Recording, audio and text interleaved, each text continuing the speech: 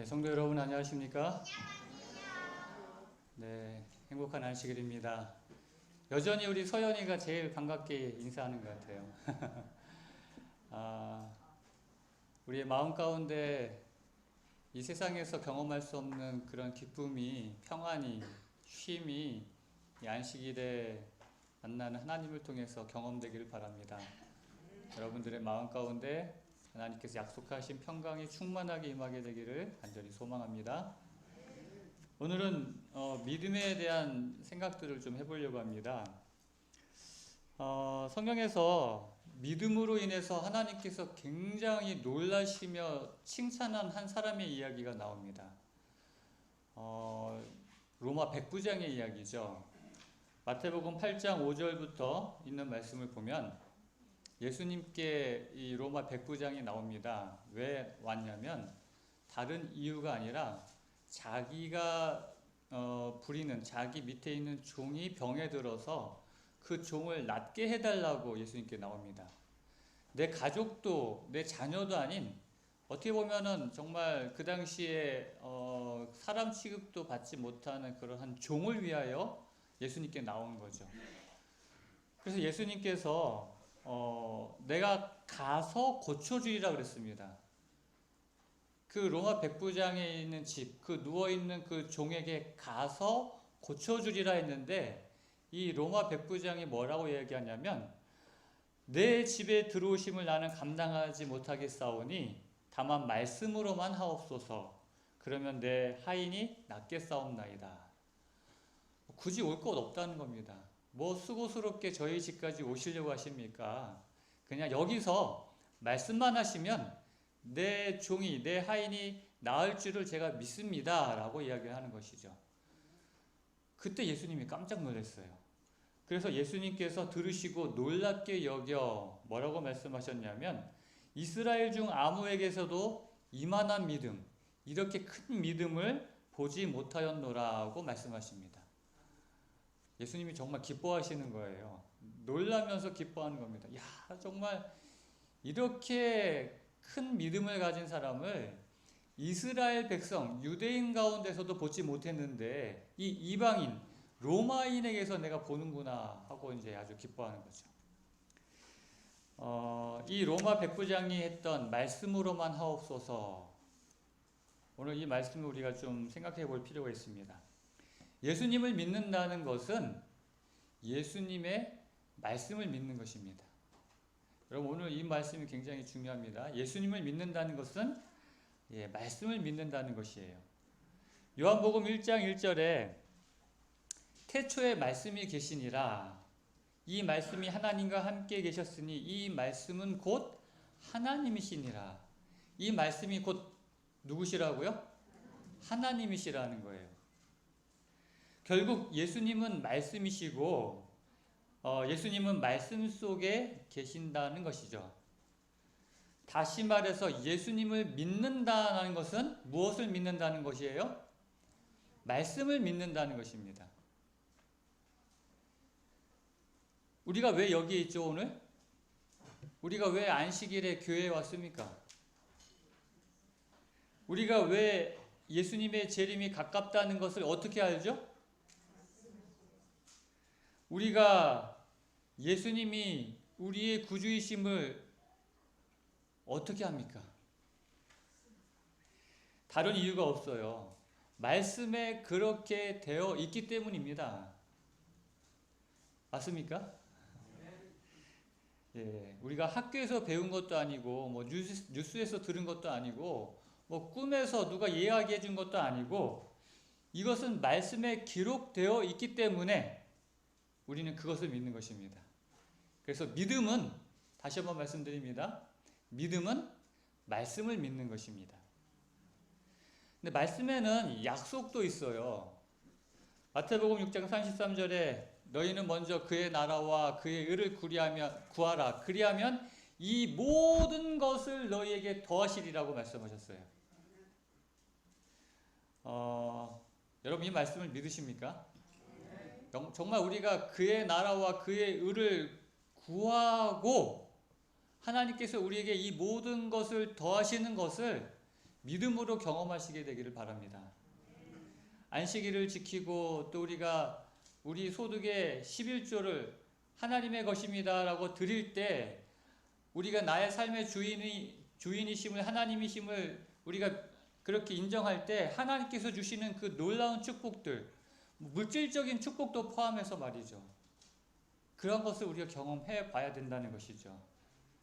누가 나에게 오리를 가자고 할 때 심리로 가고, 누가 나의 왼쪽 뺨을 때릴 때 오른쪽 뺨까지 돌려대는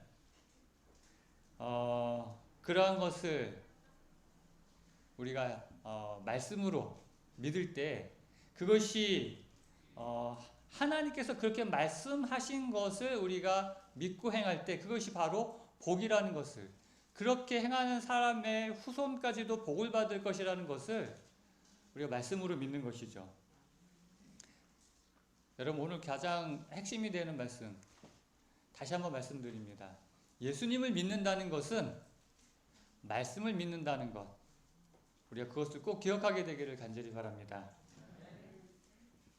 우리가 신앙을 할 때 참 기분이 좋을 때가 있어요. 언제 기분이 좋냐면 내가 이렇게 기도한 대로 하나님께서 응답해 주실 때, 정말 하나님이 살아계시는구나, 하나님이 정말 나를 사랑하시는구나, 정말 너무 그때는 기분이 좋고 행복합니다. 하나님께서 무언가를 나에게 주시는 것, 나의 기도를 들어주시는 것, 그런 것 때문에 우리가 믿을 때 어떻게 보면 그것은 어린 아이의 어떤 믿음이라고 할 수 있죠. 근데 그것이 나쁜 것이 아니라 차차 근데 우리의 믿음이 자라게 된다고 한다면 우리가 그러한 기도의 응답이나 하나님께서 주시는 어떤 그 무엇이 때문에 좋은 것으로 그 이상으로 이제는 말씀만으로도 행복해질 때가 있다는 것입니다. 예수님께서 나를 위해 죽으셨구나. 예수님이 나의 친구시구나. 예수님께서 나를 정말 사랑하시는구나. 비록 내가 가진 것 없고 비록 내가 아무것도 없다 할지라도, 무화과 나무가 무성하지 못하고 포도나무에 열매가 없다 할지라도 여전히 하나님은 나를 사랑하시는구나. 그게 어디에 기록되어 있어요? 말씀에 기록되어 있는 것을 보고 그것을 통해서 행복하다는 것입니다. 우리가 그러한 믿음의 수준까지 도달할 수 있게 되기를 정말 간절히 소망합니다. 예수님을 믿는다는 것은 말씀을 믿는다는 것. 그렇게 믿음으로 우리 예수님을 기쁘게 하는 그러한 신앙이 되기를, 그런 믿음이 되기를 바라는 것입니다. 수로보닉의 여인의 이야기가 성경에 보면 나옵니다. 가나안 여인 또는 헬라 여인, 수로보닉의 족속이라고 해가지고 우리가 수로보닉의 여인이라는 이야기고 보통 이야기합니다. 이름은 나와 있지 않아요. 근데 예수님께서 이제 예수님의 사역의 후반으로 접어들어가면서 이제 예수님의 마음이 좀 바빠지셨어요. 이제는 예수님께서 이 땅에 계실 날이 얼마 남지 않았기 때문에 이제 제자들과의 시간을 더 많이 보내길 원하셨어요. 제자들을 더 많이 가르치고, 왜냐하면 이제 제자들만 이제 남아 있어야 되니까. 그래서 제자들을 잘 준비시키는 것이 가장 중요했는데 그때 한 이방 여인이 찾아옵니다. 예수님께서 저 앞에 가시는데 막 뒤에서 막 소리 질러요. 근데 제자들이 뭐라고 했어요? 조용히 좀 해요. 아니, 우리나라 사람도 아니면서 왜 이렇게 소리를 질러요? 그런데도 이 여자가 자꾸 소리를 지르니까 예수님께서 묻습니다. 무슨 일이냐? 그럴 때 제자들이 그러죠. 이방 여자가 자꾸 따라오면서 소리 지릅니다. 시끄러워 죽겠어요. 좀 조용히 좀 하라고 예수님께서 한 말씀 하세요.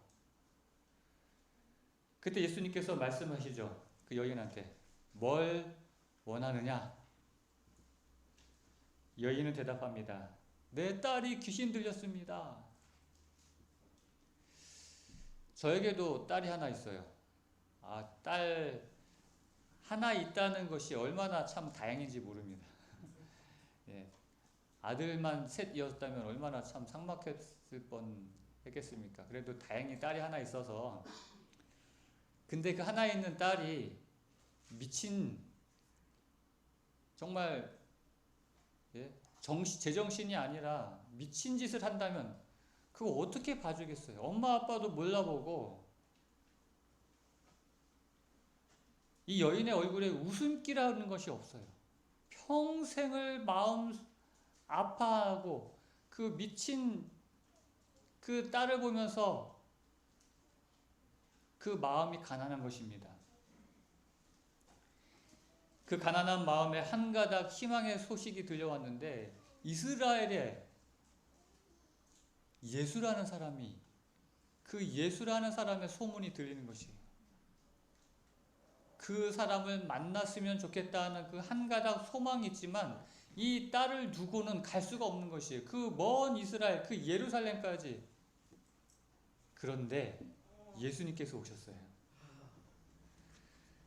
예수님께서 이 여자를 만나러 오신 것이죠. 성경에 나와 있는 이러한 한 어떤 예수님과의 그 만남의 이야기들을 보면은 예수님께서 우연히 지나가시다가 이 사람들을 만나는 것이 아니에요. 대부분 이렇게 마음이 가난한 사람들을 찾아 예수님께서 오시는 이야기인 것이죠. 예수님께서도 이날 이 여인을 만나기 위해 오신 것이에요. 아무리 땅끝에 있어도 예수님께서는 심령이 가난한 사람을 찾아가십니다. 예수님께서는 또 한 가지 생각이 있었어요. 이 여인을 위해서뿐만 아니라 이 제자들을 위해서도 이 만남은 필요했습니다. 예수님께서의 그 복음은 유대인들만을 위한 복음이 아니었어요. 온 세상 사람들을 위한, 이방인들을 포함한 모두를 위한 복음이었는데 아직까지 제자들은 그저 우리끼리, 우리 이스라엘 사람들만을 위한 복음으로 받아들였던 것이죠. 그러한 제자들에게 예수님께서 새로운 가르침을 주고 싶으셨던 것입니다. 그래서 예수님이 그 여자를 불러놓고 그랬죠. 네 딸이 빵을 먹고 있는데 그 배고픈 개가 그 옆에 있다고 해서 네 딸의 빵을 빼앗아 가지고 그 개에게 줄 수 있느냐? 지금 이 여자가 무슨 취급받고 있는 거예요? 개 취급받고 있는 거예요. 아우, 저 같으면 저는 뭐 글쎄 모르겠어요. 저는 스스로는 자존심 별로 없다고 생각하는데 그래도 자존심 없는 사람이 어디 있겠어요. 지렁이도 밟으면 꿈틀거린다고 이런 취급받을 때 아마 이 여인이 그렇게 생각했을 수도 있을 것입니다. 소문은 그럴싸한데 당신도 어쩔 수 없는 사람이군요 하고는 그냥 갈 수도 있었을 것이에요. 그런데 예수님의 말은 정말 매정하지만 그 말투와 그 표정이 달라요. 여러분, 우리가요 이렇게 대화를 할 때 사람이 그 말을 알아듣는 것은 그 사람의 말의 내용에서가 아니라 그 말을 하는 사람의 그 음성, 그 표정, 그 몸짓을 통하여 그 언어적 이외의 표현을 통해서 그 사람의 말을 더 잘 알아들어요. 맞아요, 여러분? 며느리가 오랜만에 시어머니 오셨는데 가려고 할 때 어머니 왜 일찍 가세요? 좀 더 있다 가세요. 그 말은 분명히 그렇게 하지만 무엇을 보고 그 말을 깨닫습니까? 그 말투, 그 표정, 그 모습, 그것을 보고 그 말을 이해하지 그 말의 내용 가지고는 이해하지 않아요. 맞습니까? 예수님, 이 여인도 그걸 깨달은 거예요. 말은 그렇게 하시지만 그 말씀하신 예수님의 그 음성, 그 모습, 그 표정이 달랐어요. 그래서 이 여자의 대답이 정말 걸작입니다. 아무리 개도 그 주인의 밥상에서 떨어지는 그 부스러기를 먹을 권리가 있지 않습니까? 이 말은 제가 아무리 이방인이지만 유대 이스라엘 사람들에게 나누어주는 그 복의 부스러기라도 저에게 좀 주십시오 라는 것이죠. 이 말을 들은 예수님이 정말 기뻐하셨어요. 그리고 말씀하십니다. 네 딸이 나았다. 이 여자는 그 말을 믿었을까요? 네. 아니요가 아니에요. 네입니다. 믿었어요. 100% 믿었습니다. 그리고는 기쁜 마음으로 집에 돌아갔는데 집에 돌아가니까 어때요? 그 정신없이 미친 듯 하던 엄마도 몰라보던 그 딸이 다섯곳이 앉아 있는 것이에요. 그리고 엄마를 보자마자 엄마 하고 나와가지고 엄마 품에 안기는 것입니다. 얼마나 기뻤을까요? 이런 것들이 다 나중에 그 이방의 복음을 증거하는데 그 밑거름이 된 것입니다. 그때 제자들이 알았습니다. 아, 우리 예수님께서 이방인들의 하나님도 되시는구나. 여러분, 우리가 이 여자처럼 이 수로보니게 여자처럼 예수님을 믿어야 합니다. 겉으로 보이는 것 가지고 결정해서는 안 된다는 것이에요. 우리가 믿음하면서 참 위험한 건 뭐냐면 어떤 느낌으로, 감정으로 신앙하려고 할 때 그건 굉장히 위험합니다. 여러분의 어떤 느낌, 여러분의 감정은 그것은 정직하지 않을 수 있고 정확하지 않을 수 있다는 것이에요. 수시로 바뀐다는 것입니다. 느낌이나 감정이나 어떤 보이는 것에 의해서가 아니라 무엇을 통해서? 계속 말씀드리죠. 믿음은 말씀을 믿는 것입니다. 여러분들, 우리가 말씀을 통해서 믿어야지, 주님께서 하시는 그 말씀을 통해서 믿어야지 그것이 우리에게 흔들리지 않는 그러한 신앙을 갖게 한다는 것이죠. 기도를 해도 안 들어주실 것 같다. 말씀을 읽어도 거기인 것 같다. 그런 기분, 그런 감정, 그런 느낌을 여러분 믿어서는 안 된다는 것입니다. 비록 그런 느낌이 있어도 그것을 넘어서야 한다는 것이죠.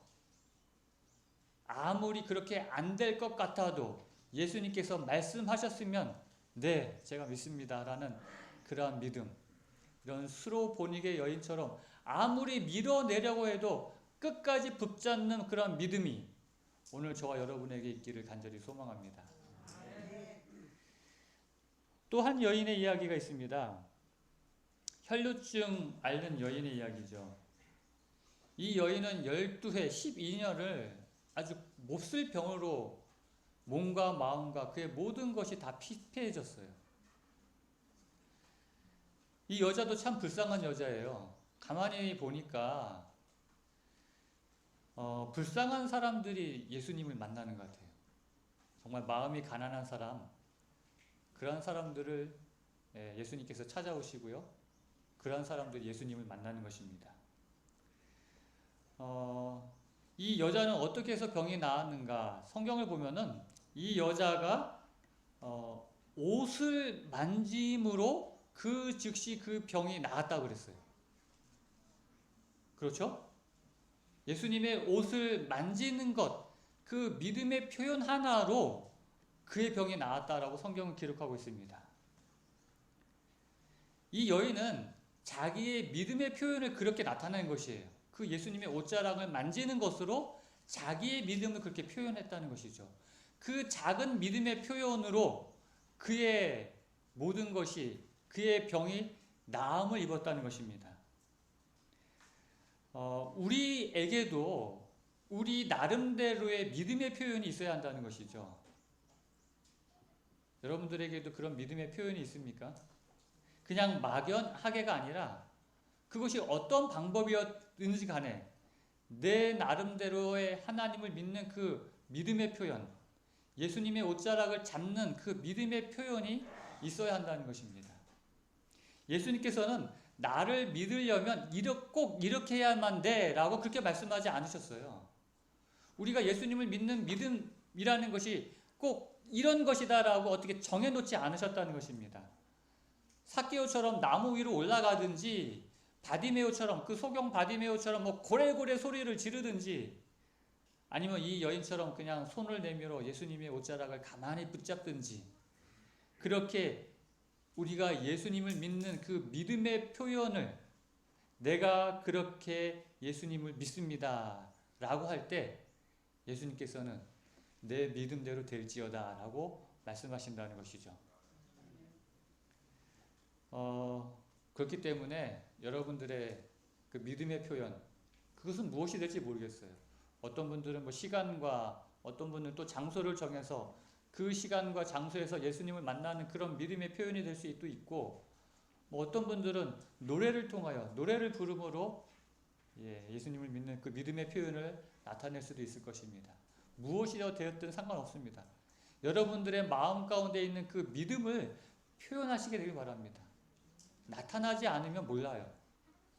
그것이 우리의 행동 속에, 모습 속에 내가 믿는 예수님에 대한 그 믿음을 표현하게 되기를 바라므로, 그러므로 예수님께서 우리의 그 믿음을 보시고 기뻐하시고 내 믿음대로 될지어다 라고 말씀하시게 되기를 바라는 것입니다. 베드로의 그물의 이야기를 또 여러분 잘 아십니다.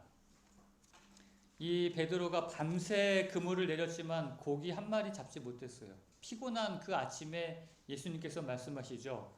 깊은 데로 가서 그물을 내려 고기를 잡으라. 그때 베드로가 피곤하지만 말씀에 의지하여 그물을 내렸습니다. 그리고는 정말 그물이 찢어지도록 정말 많은 고기를 잡았어요. 여러분, 그런데요, 이 베드로가 확신에 차서 내가 이렇게 그물을 내리면 고기를 잡을 것이다 라는 확신에 차서 그물을 내렸습니까? 예? 내가 예수님의 말씀대로, 여기 나오잖아요. 말씀에 의지하여 내가 그물을 내리리다 하고 그물을 내리면 이 그물이 찢어질 정도로 고기가 잡힐 것이다 라고 확신하고 그물을 내렸나요? 아니에요, 여러분. 베드로는 경험을 통하여 이것이 헛짓이라는 것을 알아요. 밤새 한 마리도 잡지 못한 이 고기가 지금 밤에도 안 잡힌 고기가 이때 잡히지 않는다는 것을 경험을 통해서 알기 때문에 이거 내려봤자 헛짓이다. 한 마리도 못 잡는 거 알지만 그래도 우리 선생님이 말씀하셨으니까 내가 뭐 하겠다? 그물을 내리겠다는 겁니다. 그렇게 억지로라도 내린 그 행동에 하나님께서 뭐 하셨어요? 고기를 잔뜩 잡게 해주셨다는 것이죠. 억지로 한 그 행동도 하나님께서 인정해 주신다는 것입니다. 놀라운 거 아니겠습니까? 우리가 정말 믿음으로 하는 행동, 당연히 하나님께서 그 믿음으로 한 행동에 복을 주시지만 억지로 한 행동이라 할지라도 하나님께서 그것에 복을 주신다는 것이에요. 여러분, 억지로라도 하는 것이 안 하는 것보다 낫습니다. 억지로라도 기도하시기 바랍니다. 억지로라도 말씀 읽으시기 바랍니다. 그렇게 하는 것이 안 하는 것보다 낫고, 그렇게 하는 그 억지로라도 하는 행동에 하나님께서 그물이 찢어지도록 고기를 잡게 해주셨던 축복을 베드로에게 주셨던 것처럼 우리에게도 해주신다는 것이죠. A.J. 제이콥스라는 사람이 있습니다. 미국의 그 에스콰이어라는 아주 유명한 잡지의 편집인이기도 하고요. 이 사람이 브리테니커 백과사전이 있어요. 전 세계적으로 유명한 그 브리테니커 백과사전 32권짜리입니다. 지금은 백과사전 잘 이렇게 안 사는데 다 요즘 인터넷 검색하면 다 나오잖아요. 근데 옛날에는 좀 있는 집은 이 32권짜리 이 브리테니커 백과사전 한 질 딱 갖다 놓으면 굉장히 비싸거든요. 굉장히 있어 보였어요.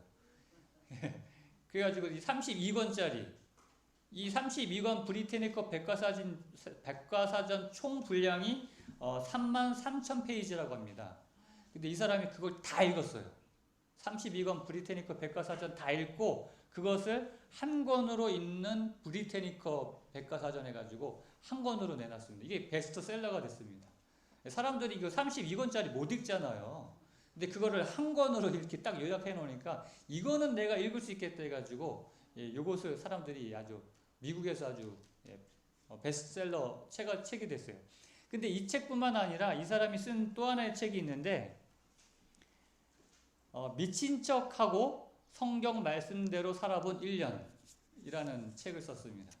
이 사람이 성경 말씀대로 한번 살아보자 하고 결심하고 1년 동안 성경 말씀대로 살아본 겁니다. 그리고 성경 말씀대로 살아본 것을 경험을 이렇게 미친 척하고 성경 말씀대로 살아본 1년이라는 책을 썼어요. 또 이 책도 베스트셀러가 된 겁니다. 여러분 성경 말씀대로 살아보려고 노력해 본 적 있으세요? 이 사람은 근데 신앙인이 아니에요. 그리스도인이 아닌데 해본 겁니다. 이 사람은 불가지론자입니다. 하나님이 계신지 안 계신지 내가 모르겠다. 그런 사람들이 불가지론자거든요. 이 사람이 이제 성경 말씀을 쭉 이제 그렇게 말씀대로 살아보기 위해서 이렇게 조사해 보니까 대충 추려 보니까 그 실천해야 할 항목이 약 700여 가지라는 것입니다. 성경 말씀대로 살아보려면 한 700가지 실천해야 되는 항목을 쭉 추려놓고 이제 말씀대로 살아보기로 결심하고 첫날부터 이제 실천을 하는데 첫날부터 꼬이기 시작한 겁니다.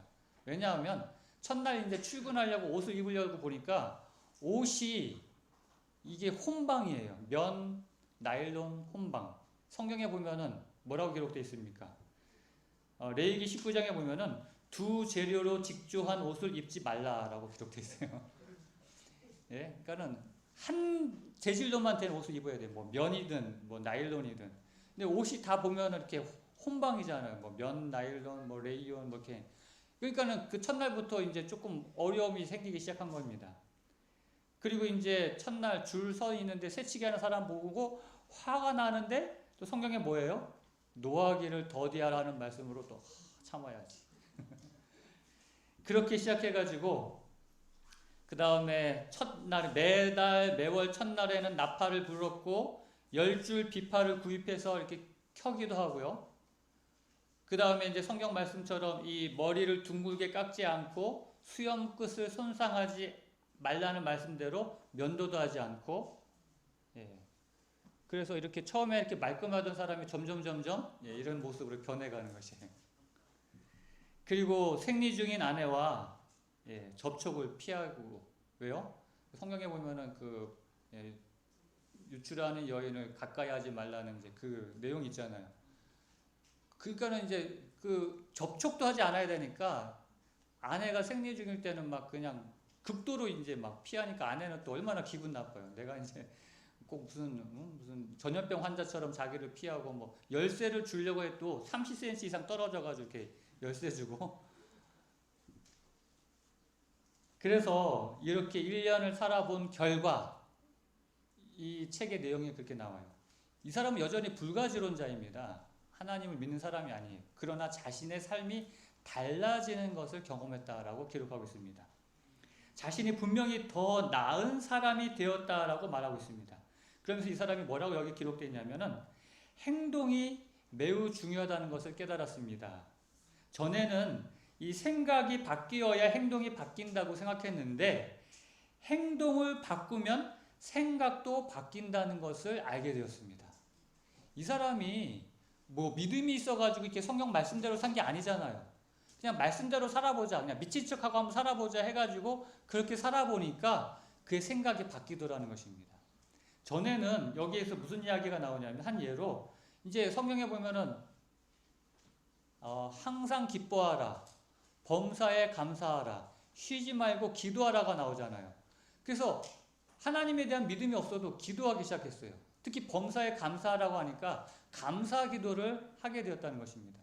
하루에 3번 이상 감사 기도를 하면서 자신의 삶이 바뀌었다는 겁니다.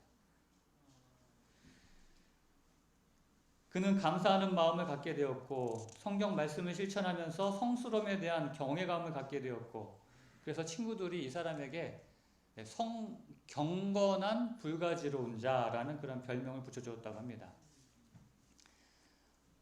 여러분, 미친 척하고 하나님의 말씀대로 살아도 복을 받습니다.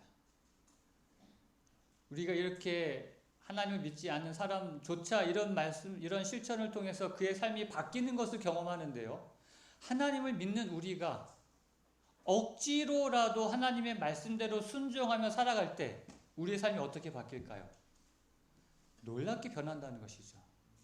하나님께서는 억지로 그물을 내린 베드로에게라도 그물이 찢어지게 축복하신 것처럼 우리가 억지로라도 주님의 말씀에 순종하며 그렇게 나아가려고 할 때 분명 우리의 삶 가운데 복을 주신다는 것입니다. 물론 기쁜 마음으로 이 로마 백부장처럼 말씀대로 믿으면 더 좋겠죠. 그러나 그렇게 되지 않는다 할지라도 억지로라도 순종한다면 하나님의 놀라운 축복을 경험할 수 있다는 것입니다. 저는 우리 성도님이 그러한 축복을 경험했으면 정말 좋겠습니다. 마지막으로 변화산 밑에 이 한 아버지가 있었어요. 이 아버지는 아들이 그 귀신 들린 그 아들을 가지고 있는 아버지였습니다.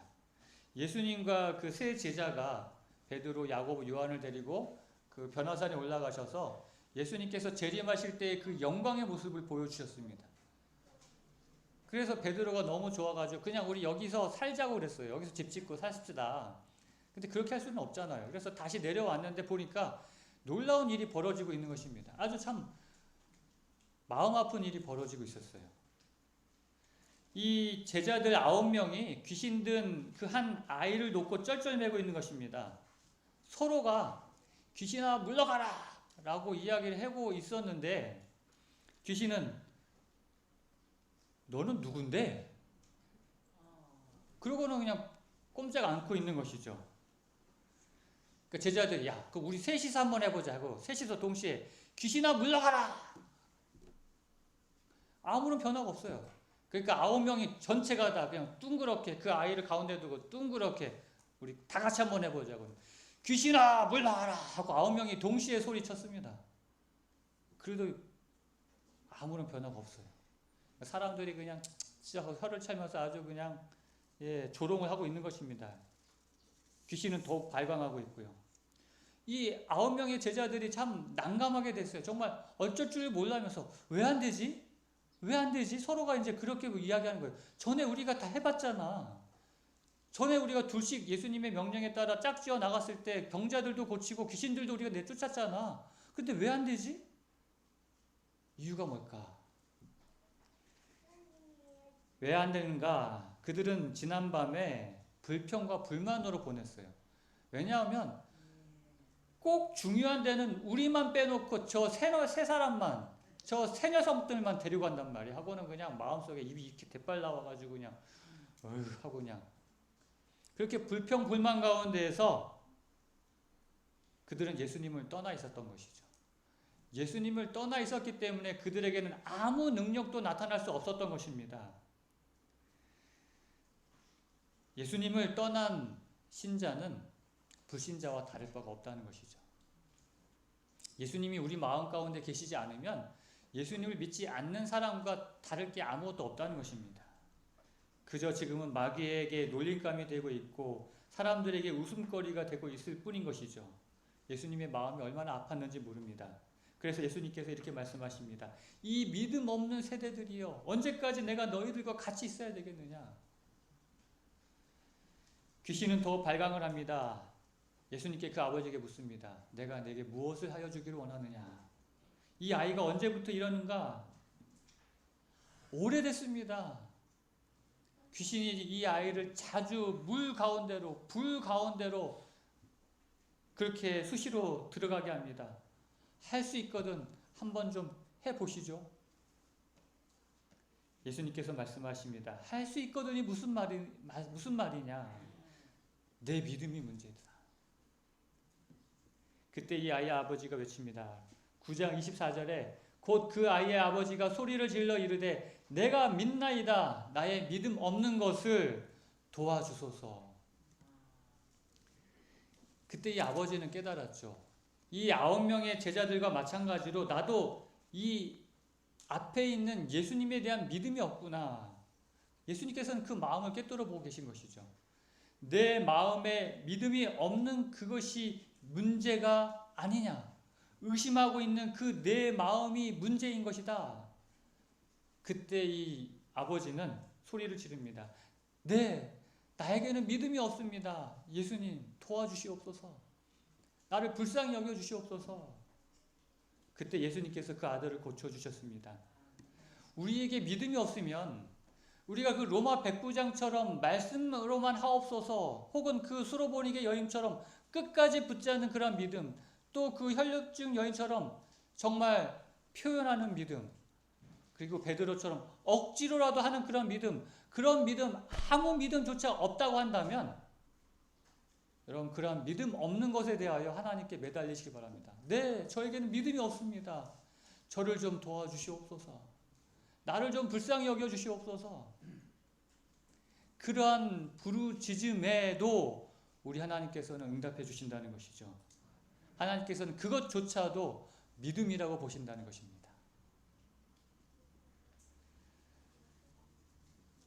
오늘 하나님께서 우리에게 주시는 이 믿음의 이 모습들에 대하여 우리가 어떤 믿음을 가지고 있습니까? 바라기는 정말 로마 백부장처럼 말씀만 하옵소서라는 그런 믿음을 갖길 원합니다. 그러나 그런 믿음이 없다 할지라도요. 또 수로보니게 여인처럼 아무리 밀어내려 한다고 해도 끝까지 붙잡는 그런 믿음이 없다 할지라도요. 혈류증 여인처럼 그 작은 믿음의 표현 하나, 그러한 표현조차 할 수 없다 할지라도요.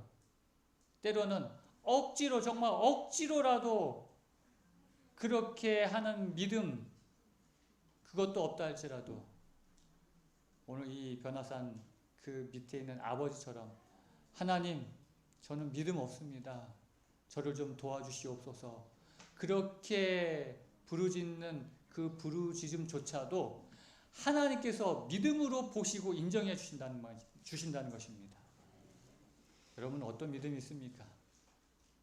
적어도 여러분 나에게 믿음이 없다라고 인정된다 할지라도 그 믿음 없음을 인하여 하나님께 부르짖는 하나님 도와주시옵소서라고 그렇게 간구하는 그런 간구라 할지라도 하나님께 하시게 되길 바랍니다.